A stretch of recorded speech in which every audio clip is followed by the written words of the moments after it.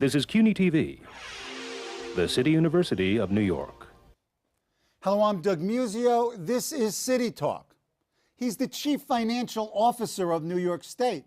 He manages $150 billion in state pension funds. He audits the spending of all state agencies and all local governments. He reviews the New York State and New York City budgets. He must approve all state contracts. He signs my check.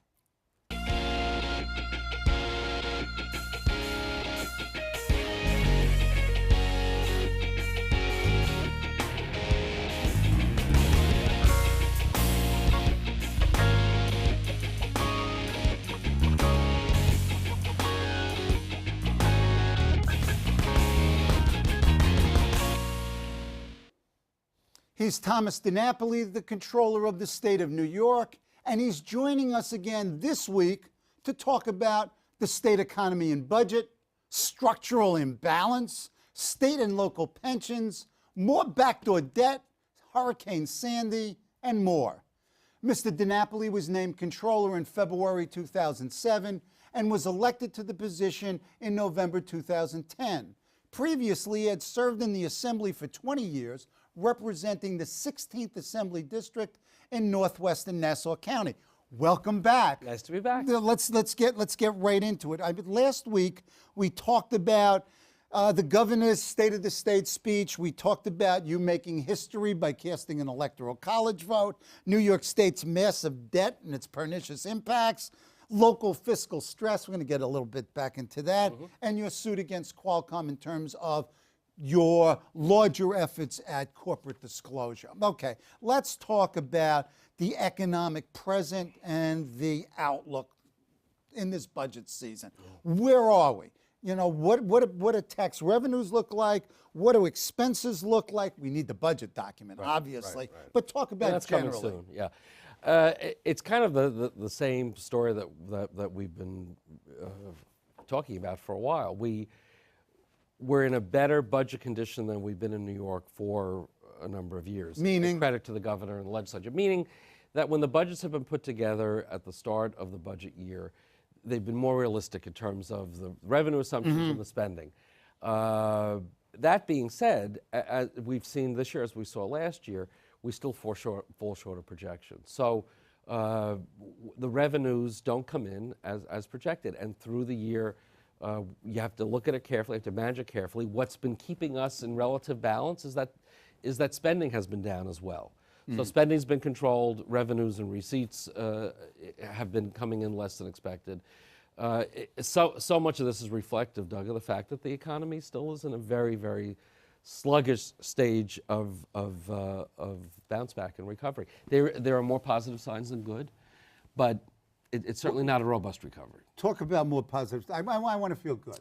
Well, you know, you're certainly seeing more activity in the housing market. You know, so sales, depending on which part of the state you look at, there's an uptick in sales. There may not be a dramatic uptick in the price of homes, but is that a downstate phenomenon? Well, it varies. You know, keep in mind, downstate you had the housing bubble and that burst. Upstate you didn't have the bubble, so it didn't burst. But so in some ways there might be a little more activity and growth upstate, but it's all relative because it was I lower live there, base. so I'm so, I'm interested. So I mean, downstate. I mean, the most recent numbers, even I saw for the island, showed a turnaround and more sales and prices going up. And if you keep in mind that when the housing market went bust, that was really the beginning of the recession time. That's a good sign. Sales tax collections, which really went way down during the peak of the recession. Generally speaking, you're seeing an uptick in sales tax. So more economic activity. Good. So that just shows people are spending again. But then you have something like Sandy, and it's still hard to assess what was the economic impact. Yeah, well, I want to talk about that separately. But but income tax collections, they've been down versus projections. If you look at the income tax collections this year to last year, they're higher. But our projections were even higher, and we fall short. When we say our projections, who's us? Is it you? Is it the governor? Who is it? It would be basically the division of the budget, which is the governor's budget. Now, what is it? Is it the modeling that leads to the shortfalls, or is it the reality out there? I mean, probably a combination of the two. combination of the two. But Does anybody else do fiscal projections, and have they been better or worse than the governors? I mean, at least in New York, we have the Independent Budget Office that often conflicts with City OMB. And if my recollection is correct, and I'll hear if it's not, they do a better job than OMB does, or at least as good. In New York, for the state, it's a little different. At the beginning of the budget year, well, even before the beginning of the budget year, we have something called a quick start process where our office, as well as the legislature and the governor, put forward spending and revenue projections for the coming year. That's supposed to start the budget process. And this is a formal duty of the institutions. It's a statutory requirement. Unfortunately, what happened? That being said, past 2 years it hasn't happened. So we put our numbers out there, but this year, apparently because of the storm in November. Oh, you're being you're smiling. I'm just Wait a second. telling you like it is. Yeah, but you're telling me a lot with your smile and your body language. So then, fast forward to closer to the budget year by the beginning of March. You don't want me to follow up on any of that, do you? Well, you're interrupting my train of thought here. I'm sorry. So by March of the budget year, then the governor and the legislature have to come up with an agreed upon revenue number. So they each do their own modeling. If they don't reach agreement by early March, the Comptroller's office sets the number. That's been a reform that's been on the books for about the past 4 or 5 years. They've never not come to an agreement. Yeah, they don't want another player. They want to make the deal. Right. So, but that's okay. Okay, no, that's fine. So arguably the budget projections that the budget's built on is a consensus of the Senate, the Assembly, and the governor. Okay. But then the Division of Budget monitors the actual numbers as we do, and then so you have the state budget, then you also have the state financial plan, which is a multi-year projection of where spending and revenue will be. It's that financial plan that the Division of Budget then adjusts the numbers up or down. How periodically do these projections get revised during the fiscal year, either by you or the legislature or the governor? Well, no, it's really the Division of Budget that periodically will do it. Okay. What we do in our office, we put out a monthly cash report, we call it. Right. Where we look at the spending and revenue. We just chart what's going on. That can be a snooze. That could be a snooze, but it's important stuff.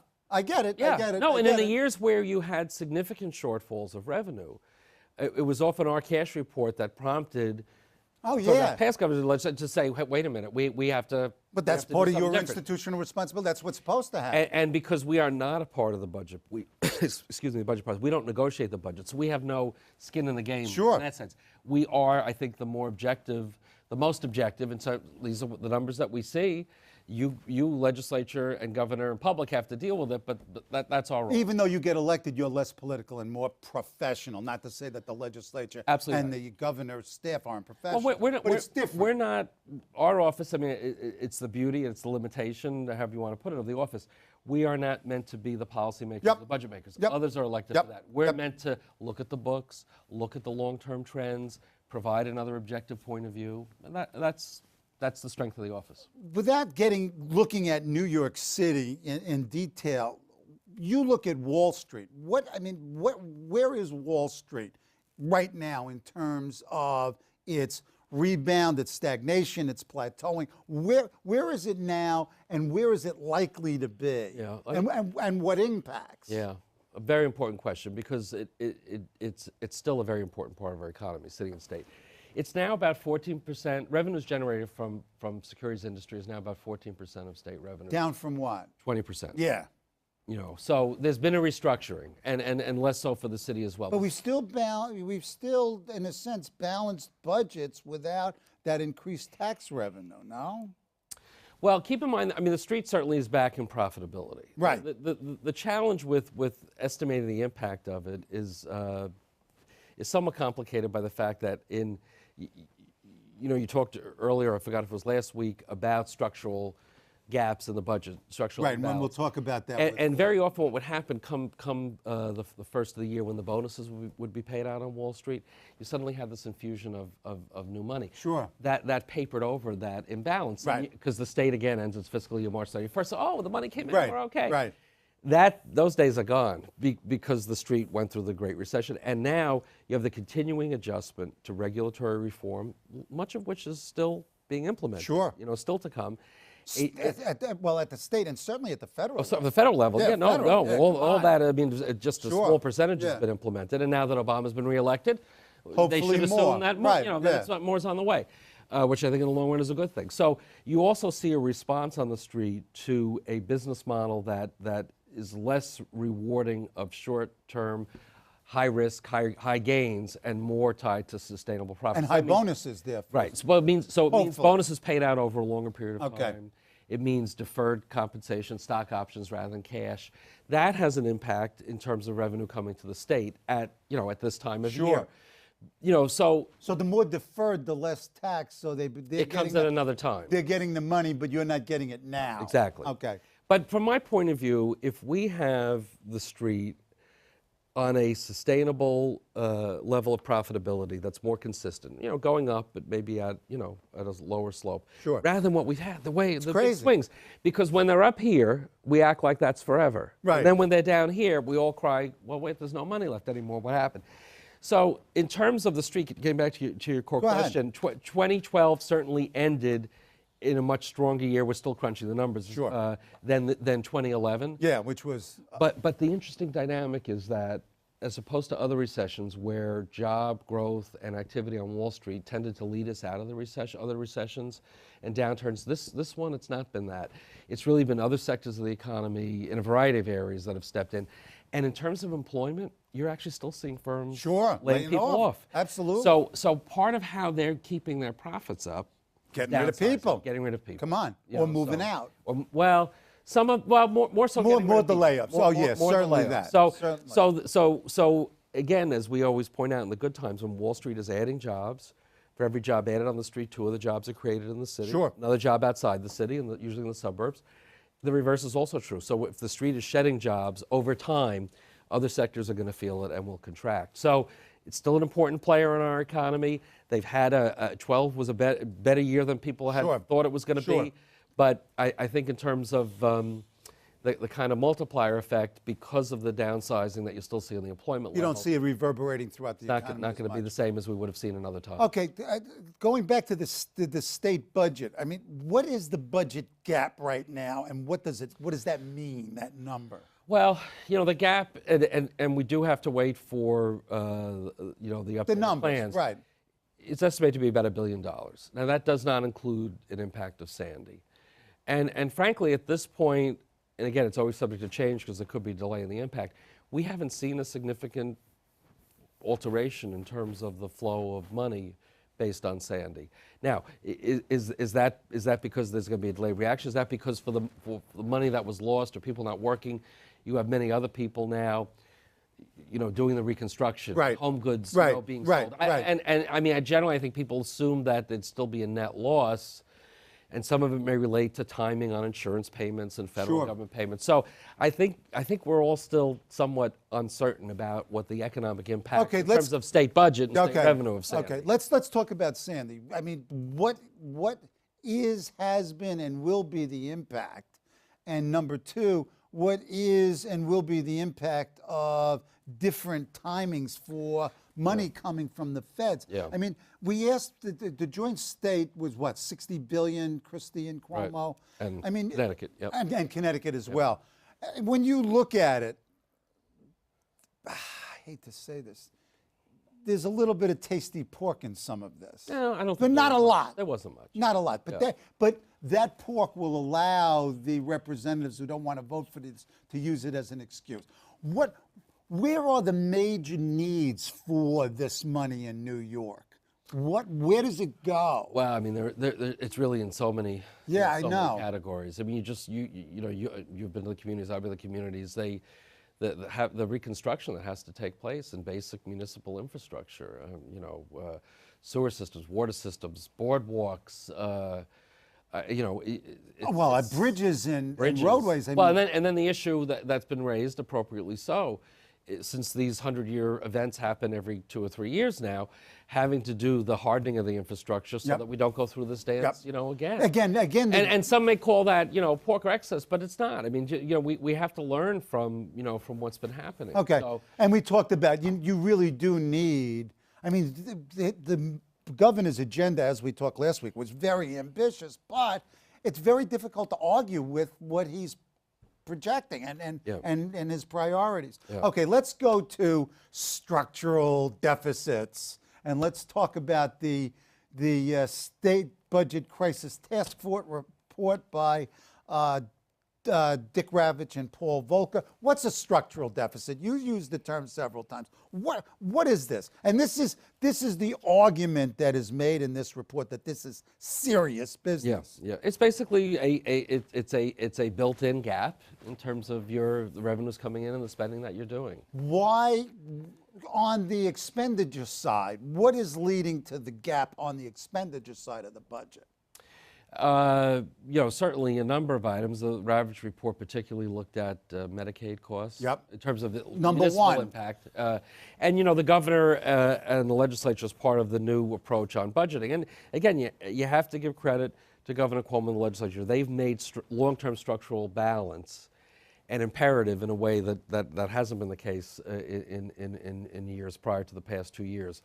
But Medicaid is an area of growing expense. Now, they've put a cap in terms of New York growth in Medicaid areas, expecting growth. But it's still huge. It's still huge, and in New York, localities pay a big share of it. See, which is different than other states. Yeah, the feds pay 50, and most states pay the other 50. Right. We localities pay 25 of the 50. And that's changing because there is a cap on the growth for counties. There's been changes in that area. It's still, localities are paying a significant portion. I mean, of the here's a mandate that I believe certainly works to the best interest of localities in the state if the state picks this up and has uniform rule and but reg. it's a $50 billion program. So if the state were to pick up everything, which some people would want, you're talking about a major shift. You can't do it right away. You can't do it over. right away. I mean, you can do it over Well, time. there was a cap in the growth, and now there's a harder cap that's been put into place.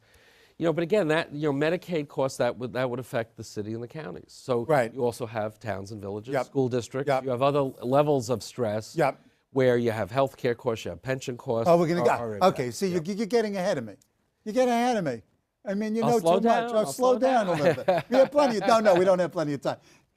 That's exactly what the report argues, that you've got these absolutely skyrocketing retirement costs. What do localities do about their pension costs? And to talk about debt that we talked about last time, they're borrowing to pay their pension costs. Well, and this is my one disagreement with the report, and I have huge respect for Dick Ravitch. You can disagree. We want to make noise. No, we want to make noise. DiNapoli slams report. Never. I'm sorry. I was actually pleased. You have to make some kind of news to be there. Okay. Go ahead. But the way we've had spikes in pension costs in the past, and go back to after the dot-com bubble burst in 9/11, we had even higher spike in pension. Sure. What was allowed under my predecessor, and it was something passed by the legislature, was the opportunity for, if a locality wanted to pay out their pension obligation over a longer period of time. Like you would do balance billing for your utility bill. Right. Not to talk about LIPA yet, but like we're getting allows. I know you want to talk about LIPA. It's not to me. It's not borrowing money from the pension fund. It's allowing you to do your payment over a longer period of time. Okay. Interest payment. What we've done for localities with this latest spike is provided for that option again. It was something that was I proposed it. It was enacted by the legislature and the governor. It is an option. Most localities do not opt into it. Some do. If you have a severe enough cash flow crunch, and then that's really the purpose of it. So I think to call it borrowing, it may sound like a euphemism, but we prefer the term amortization. It really is like a balance billing. If you really do have a cash flow problem, professional language can be elucidating as well as obfuscating. Because it is important. To me, a borrowing is taking money. No, you're right. We'll take it. But that is one way to help localities. Look, the reality is, we can't wish away, with a magic wand, the fact that the market's tanked. Everybody lost big dollars. Right. We lost about 26% value of the fund. All pension funds lost. All individual investors lost. I don't know anybody that made money during that time. And it takes us some time to make it back. It takes us about 5 years to work through our calculation a big loss like that. We're mostly through it. We're going to have one more year with upward pressure on the rates, but then you're going to start to see the rates stabilize and go down. And for those that did opt into that amortization plan, we also require, as the rates are going down, you build up a reserve for the next time the spike happens. So I think in New York, we're managing it well. Keep in mind, Doug, and I want to say this, and I said it in other shows, and it still is the case, we have among the best funded of all the state pension plans in the country. We're not Illinois, we're not New Jersey, we're not California. We're making money? Or we're not losing it? No. Yes, I mean, last year we had a 5.96% return. Again, we value the fund at the end of the fiscal year, so March 31st we're still a bit away. Right. But I'm very optimistic. We're going to have another solid year. We lowered our long-term assumed rate to 7.5, and I think that's a realistic number for the long term. We have the highest funded status of the big states. So New York is in a position of strength, and so when people hear about a pension funding crisis, or Illinois is what, 45%, we're not there. No, no, we better not be. We're nowhere near there. I'm never going to vote for you again. But that's the accountability of having control. That's right. Well, I thing, can't. right? I'm not voting anyway. You can always move. But that's the strength of this fund, because because some people say, well, don't have the fund at such a high funded status. Why would we deliberately underfund our pensions? What if we end up with another bad year? The cost then to make up the difference would be prohibitive. So part of the price really of having a responsibly managed pension fund is that when we have a shortfall, besides making sure we have smart investments, there is going to be an uptick in the rates. But still, I think the number is still about 81, 82 cents of every pension dollar paid out comes from investment return. Not from the taxpayers, not from the employee contributions. Right. And in New York, as you know, we have 2 additional tiers. We've done a lot in New York that over time will have that pension obligation be moderated and still get the great benefit. When people have a secure retirement, close to 80% of retirees in New York, they continue to live in our state and they spend money here, they pay taxes here. That's a multiplier effect that helps our economy as well. And the challenge for us, not just in New York, but all across the country, we have too many people entering their golden years without retirement security. What are they going to do? And in the cases where their families can't provide for them, they're going to come right back to government. So it makes sense for all of us to be in favor of secure retirements. We need to do more on the private side. We have so many corporations that have moved away from Unbelievable. this. And it's been, look, societally, it was a mistake. And how we get back to it, I'm not sure, but I would like to see. You're not sure, even if we ever get back. Well, but we have to. Is there a desire to get back to it? People are living longer. We have no choice. To a certain extent, and I hope the president in this term will put retirement security on the list. Governor Cuomo had a long list. I want President Obama to have a long list, include retirement security. Okay, we've got a couple of minutes left. Let's go to 2 of you, well, at least one of your favorite authorities. We'll go to 2 authorities, the LIPA and the MTA. Let's start with LIPA. You don't like LIPA. Well, no. I'm sorry, Tom. You have severe policy and program disagreements with their performance. All right, that's a better way to put it. And you've evaluated them well before the Sandy, and you found them to be deficient on any number of levels. And the governor on his State of the State address called for privatizing it. Now, it was private. It was LILCO. They made it a new government thing. LILCO, and everybody hated it. Now it's LIPA, and it's still lousy. What is it? Well, I mean, keep in mind, LIPA is kind of a hybrid because, LIPA exists and it is a public authority, and then it contracts, at this point, with National Grid to provide service. And some would argue, and the government would argue, that kind of a model was doomed to failure. Look, at this point, the challenge with, if you're going to try to privatize it, is that LIPA has a huge debt burden. Immense. It's like $7 billion. It's crazy. And a lot of it is the Shoreham debt from the nuclear power plant that never opened. But all the money was spent to construct it. So what do you do? Well, that's the problem. Who's going to want to buy that? And, so how are you going to set it up? This is the real question. Is there a way to, if you were going to sell off some of the assets, is there a way to set up some kind of an intermediate entity that would at least maintain the Shoreham debt? Because no private entity is going to want to take on that, doesn't it? No, it's crazy. I mean, there's no economic rationality So I think at all. there's still a lot of questions in terms of what the governance put forward, how exactly it's going to work. In the meantime, just in terms of timing, National Grid already was being phased out. PSE&G was and is coming in. The problems with LIPA is it's large. You have more than half of the people there making over $100,000. There's a real question about what they're all doing. They clearly, during the storm, someone who lived through it, besides the slow response, incredibly poor communications. Nobody knew what was I going know. on. I have friends. Yeah. That was horrible. You know, and you saw these trucks coming from out of state, but where were they going and what were they doing? They weren't coming to New Jersey either. I'll tell you. So, well, yeah, and in fairness, LIPO wasn't the only one with problems. But, Sure. But the LIPO, Yeah, but they were particularly bad. And the frustration level. I mean, come on, be serious. Okay, last crack. MTA. In October, you released a report that says state controller finds improved fiscal health. You know, we've got a fare increase. We've got the chairman leaving and running for mayor. Yep. Where are we with the MTA? Well, the MTA is in stronger health, but you know, the fare increases have been significant. Certainly higher than the rate of inflation. That puts the burden on the riding public. And we pay more as a riding public than any other jurisdiction, I believe, in the United States with mass transit. I wouldn't be surprised, but certainly in recent years that it's outpaced the And that's rate not of inflation. necessarily bad. Right, because we also have a more extensive system than others. But again, you know, with the MTA, so much of it gets back to their capital program and keeping the system in good order. And that's again where, when you look through some of the years where they didn't increase revenue and they just kept borrowing to deal with some of these costs, they're behind the eight ball. So they like the state, they have a growing amount of dollars going to pay off old debt for old projects. Structural imbalance. Well, yeah, that's. And then you need either money from intergovernmental aid or you need higher fares. Well, or taxes. So you got the, the mobility tax, the payroll tax, which a court has ruled is whatever, not legal, not constitutional. And I don't know that that's going to actually hold up as it goes on appeal. But if that tax was ever thrown out, I'm not a lawyer. I think it gets overturned. Who knows? But clearly. But nobody liked it. Lots of people. Lots of people didn't like it. But it's very, very clear. Well, because part of what the MTA suffered from was when the housing market tanked, because they got money from the real estate transactions. Sure. That money dried up. Sure. So they had to substitute. Sure. So clearly, for the next chairman, and we hope he or she will stay a little longer. Right. If they're good, they've got to balance all this. Okay. My thanks to New York State Comptroller Thomas DiNapoli for joining us again here on CUNY TV.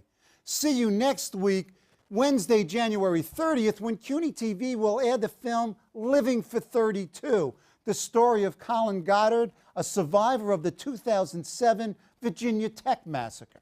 After the film, we'll talk about what's being done in New York State to avert these horrific assaults. This special, again, airs on Wednesday, January 30th at 9 a.m., 4 p.m., and 9 p.m., and repeats on the weekend here on CUNY TV.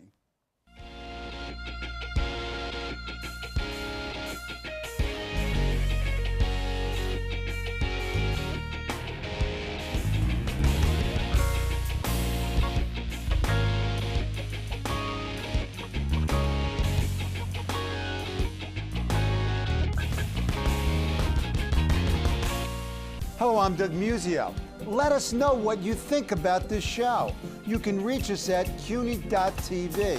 When you get there, click on the bar that says Contact Us and send your email. Whatever it is. Thanks, no thanks, obnoxious, do it. Send it.